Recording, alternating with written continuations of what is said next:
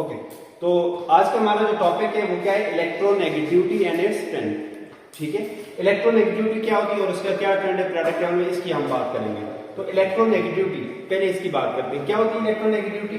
हमारे पास किसी एटम की ये टेंडेंसी कि वो शेयर्ड पेयर ऑफ इलेक्ट्रॉन को कितनी अपनी तरफ खींचता है। ठीक है, शेयर्ड पेयर ऑफ इलेक्ट्रॉन कहाँ पे होते हैं? जब कोई एटम कोवलेंट बॉन्ड बनाते हैं, इलेक्ट्रॉन दोनों शेयर करते हैं तो वो एक पेयर बन जाते हैं, उसको शेयर्ड पेयर बोलते हैं। ठीक है, तो उसको कोई एटम की क्या सलाहियत है, कितना वो अपनी तरफ खींचते हैं, इसको हम क्या बोलते हैं? इलेक्ट्रोनेगेटिविटी बोलते हैं। क्या डेफिनेशन बोलेंगे?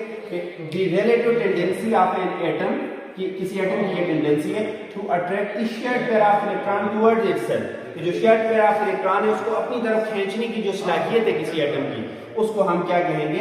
इलेक्ट्रोनेगेटिविटी कहेंगे। अब एग्जांपल में इस बात को आपको समझाता हूं कि हमारे पास एक हाइड्रोजन का एटम है, एक क्लोरीन का एटम है। ठीक है, दोनों ने एक इलेक्ट्रॉन इसको चाहिए था, एक इसको चाहिए था अपना ऑक्टेट कंप्लीट करने के लिए। इसने भी इलेक्ट्रॉन शेयर किए, इसने भी। होना ये चाहिए कि वो यहाँ पे दरमियान में होना चाहिए क्योंकि दोनों ने इलेक्ट्रॉन शेयर किए, मगर ये शेयर पेयर ऑफ इलेक्ट्रॉन दरमियान में नहीं होता। वजह कि क्लोरीन की इलेक्ट्रोनेगेटिविटी 3.0 है और हाइड्रोजन की कितनी है? 2.1। किसकी इलेक्ट्रोनेगेटिविटी ज्यादा है, क्लोरीन या हाइड्रोजन? क्लोरीन की ज्यादा है ना, तो ये क्या करेगा? इस शेयर पेयर ऑफ इलेक्ट्रॉन को अपनी तरफ खींचेगा। तो इलेक्ट्रॉन बजाय दरमियान में होने के थोड़ा सा आपके पास क्या होंगे? स्लाइटली क्लोरीन के पास जाएंगे और हाइड्रोजन से दूर जाएंगे। क्लोरीन के पास जाएंगे थोड़ा सा, तो इसलिए हम इसके ऊपर पार्शियल पॉजिटिव, पार्शियल का मतलब है स्लाइटली इसके पास आए। कंप्लीटली अगर आते हो तो मुकम्मल हम नेगेटिव चार्ज लिखते हैं, मसलन इस तरह लिखते हैं, मगर ये वाला केस नहीं, मुकम्मल इसने नहीं किया, बल्कि स्लाइटली इसके पास आए तो partial positive, sorry partial negative. इसी तरह हाइड्रोजन ने पार्शियली इलेक्ट्रॉन इससे हाइड्रोजन से दूर गए। कौन से electron? Shared pair of electron. इसकी इस वजह से इसके ऊपर क्या आएगा? पार्शियल पॉजिटिव चार्ज है, थोड़े से इलेक्ट्रॉन इससे दूर चले गए। ठीक है, इसी तरह आपने चल एक पॉइंट्स आपने याद रखने होंगे कि अक्सर एमसीक्यू में पूछा जाता है कि इलेक्ट्रोनेगेटिविटी हाईएस्ट किसकी होती है प्रोडक्ट में? तो किसकी होती है? फ्लोरीन की होती है और उसकी वैल्यू कितनी है? 4 होती है। ठीक है, 4 इज द हाईएस्ट इलेक्ट्रोन और फ्लोरीन की होती है।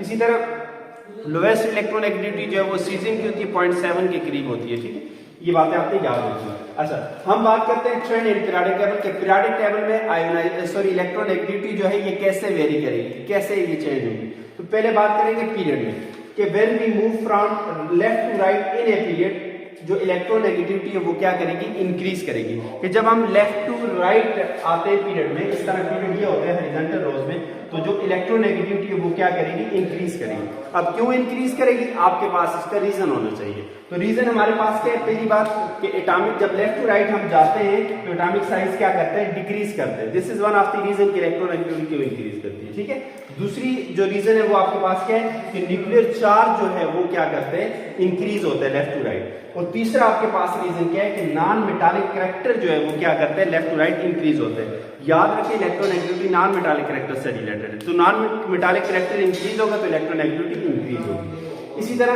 ग्रुप में बात करें कि ग्रुप में क्या ट्रेंड है, तो when we move from top to bottom in a group, तो जो इलेक्ट्रोनेगेटिविटी है बच्चों को क्या करेगी? वो डिक्रीज करेगी, कम हो जाएगी। अब इसके क्या रीजन है क्यों इलेक्ट्रोनेगेटिविटी कम होती है? तो हमारे पास क्या पहला रीजन है, एटॉमिक साइज इंक्रीज होता है टॉप टू बॉटम जब ग्रुप में आते हैं। इस तरह टॉप टू बॉटम ग्रुप में आते हैं तो हमारे पास एटॉमिक साइज क्या होते हैं? इंक्रीज होते हैं। अब क्यों इंक्रीज होते हैं? कि नंबर ऑफ शेल ऐड होते हैं हर स्टेप पे। ओके, दूसरे हमारे पास शील्डिंग इफेक्ट इंक्रीज होते हैं, इस वजह से इलेक्ट्रोनेगेटिविटी कम होती है। और तीसरा हमारे पास रीजन है कि नॉन मेटालिक कैरेक्टर जो है वो क्या करते हैं? टॉप टू बॉटम जब ग्रुप में मूव करते हैं तो वो क्या होते हैं? वो डिक्रीज हो जाते हैं नॉन मेटालिक कैरेक्टर, और मेटालिक कैरेक्टर इंक्रीज होते हैं। तो इस वजह से इन सब रीजन की वजह से इलेक्ट्रोनेगेटिविटी ग्रुप में क्या होती है? डिक्रीज होती है। तो कंक्लूजन हमारे पास क्या निकला? ये निकला कि electronegativity increases when we move from left to right in a period, and electronegativity value जो है वो क्या करेगी? डिक्रीज करेगी when we move from top to bottom in a group.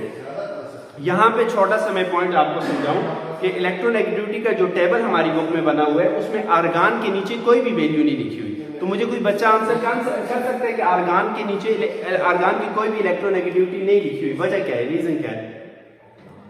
शाबाश।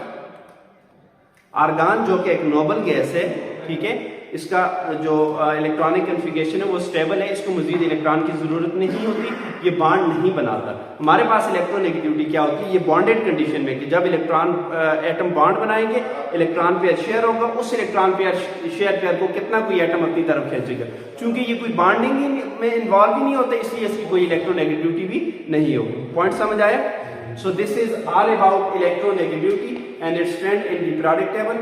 तो कल इंशाल्लाह जो इससे नेक्स्ट टॉपिक है कल हम उसकी बात करेंगे। ठीक है, थैंक यू सो मच।